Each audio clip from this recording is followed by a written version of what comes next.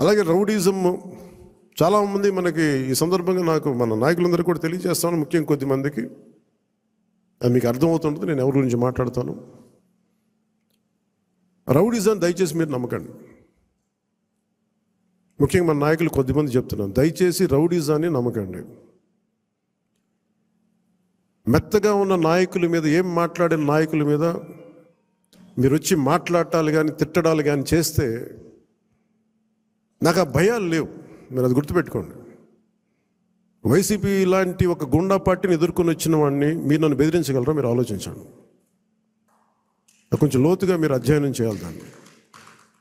ఎందుకంటే మాట కావాల్సిన సంస్కారం కావాలి. ఇక్కడ మీరు కూర్చోబెట్టి బెదిరించేసి సామాజిక మాధ్యమంలో మన నాయకుల్ని మీరే తిడతా ఉంటే నేను మిమ్మల్ని వదులుకోవడానికి సిద్ధంగా ఉంటాను, గుర్తుపెట్టుకోండి.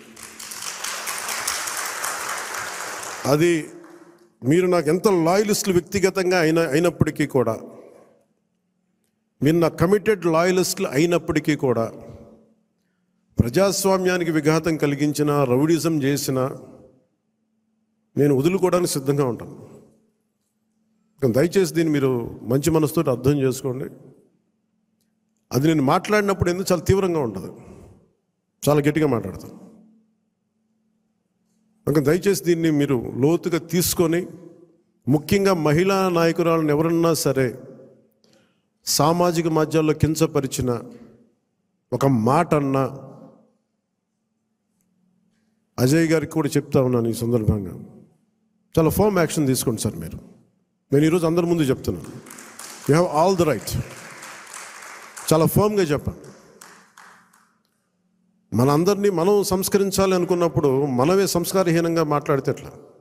అలాంటి వ్యక్తులని మీరు చాలా బలంగా మీ నిర్ణయం తీసుకోండి. మీ నిర్ణయం వెనక నేను ఉంటాను.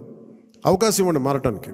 తప్పదు అనుకున్నప్పుడు మీరు పార్టీలో నుంచి కూడా మీరు వెళ్ళిపోవాల్సి వస్తే వెళ్ళిపోనివ్వండి, ఇబ్బంది పడద్దు. దయచేసి ఇవి చాలా బలంగా మీరు గుర్తించాలి. నేను లేకపోతే పార్టీ ఏమవుద్ది అని చాలామందికి ఉంటుంది. దయచేసి అలా అనుకోకండి. ఏమవుద్ది, పార్టీ నడుస్తుంది అనేది ఎలా ఉంటుందండి? ఇప్పుడు జనసేన లేకపోతే భారతదేశ రాజకీయ చరిత్ర ఆగిపోద్దా? పవన్ కళ్యాణ్ లేకపోతే భారతీయ రాజకీయ చరిత్ర ఆగిపోతే ఆంధ్రప్రదేశ్ రాజకీయాలు ఆగిపోతాయా? దీన్ని నేనేం చేస్తాను, ఒక అవకాశంగా తీసుకోవాలి ప్రజలకు సేవ చేయడానికి తప్ప నేను లేకపోతే పాలిటిక్స్ లేవు, నేను లేకపోతే అసలు వీళ్ళు ఎలా గెలుస్తారు.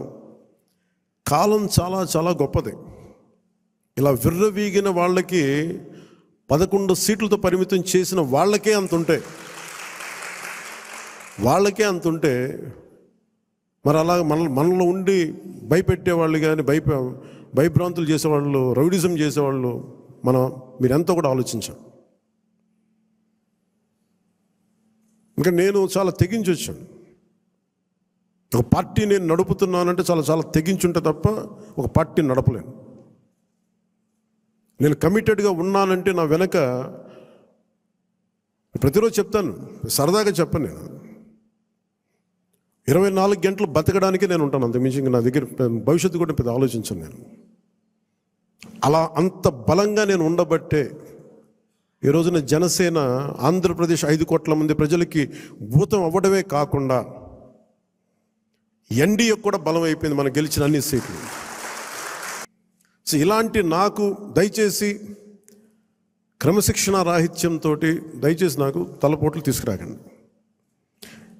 ఎందుకంటే నేను నా రక్తాన్ని కూడా పక్కన పెట్టేయగలను, గుర్తుపెట్టుకోండి. నా కుటుంబాన్ని కూడా పక్కన పెట్టేస్తాను. నేను జనం కోసం అయితే నా కుటుంబాన్ని కూడా పక్కన పెట్టేస్తాను. అలాంటిది నా సొంత బిడ్డలతో సహా పక్కన పెట్టేయగలను. నేను అంత నిస్వార్థంగా, అంత గట్టిగా ఉంటాను. ప్రజాక్షేమం కోసం, ప్రజాస్వామ్య పరిరక్షణ కోసం నేను అంత బలంగా ఉంటాను. అందుకని దయచేసి అందరూ కూడా నన్ను ఏదో తిట్టేస్తే భయపడిపోతాను, నేను లేకపోతే ఇక్కడ గెలవం, పంచాయతీ ఎన్నికలు రావచ్చు, మున్సిపల్ ఎన్నికలు రావచ్చు, నా సత్తా ఏంటో అనుకునే వాళ్ళందరికీ కూడా ఏంటంటే సంతోషం. నేను అక్కడ దెబ్బతింటానికి సిద్ధంగా ఉంటాను తప్ప కాంప్రమైజ్ అవ్వడానికి నేను సిద్ధంగా ఉన్నాను.